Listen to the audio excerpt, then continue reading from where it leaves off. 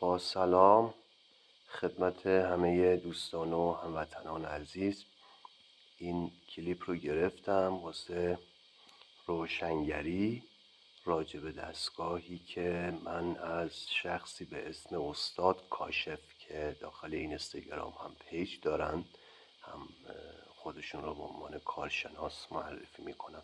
حالا کارشناسی ایشون رو من نمیدونم، ولی این دستگاهی که من از ایشون گرفتم حدوداً چند ماه پیش، 6-7 ماه پیش، به قیمت 90 میلیون تومان، گولد ویژنه، 6 کاره.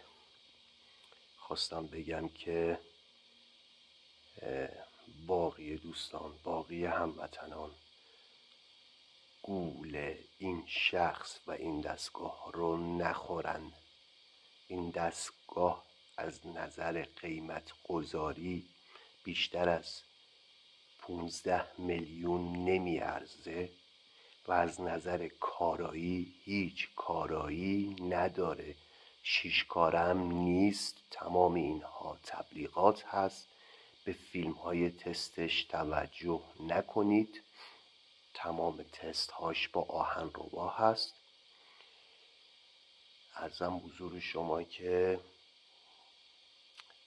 اگر اطلاعات بیشتری کسی خواست یا کسی دوست داشت از این دستگاه بدونه، از معایبش، که چرا من میگم این دستگاه مزخرفی هست. من واقعا به این شخص اعتماد کردم. کلی تمام چت هام هست، یعنی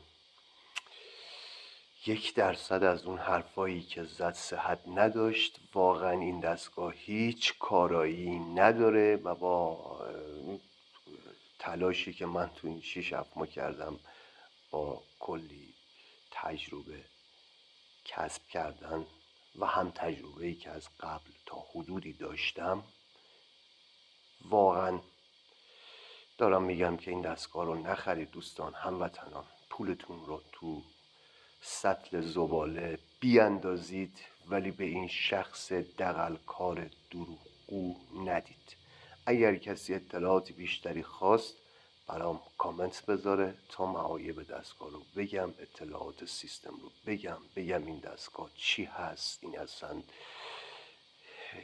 چجوری ساخته شده، این اصلا چجوری داره کار میکنه، آیا چیزی میزنه چیزی نمیزنه. اگر کسی اطلاعاتی خواست کامنت بذاره، من دوباره یه ویدیو یا کلیپ کوتاه بسازم تا بتونم اطلاعات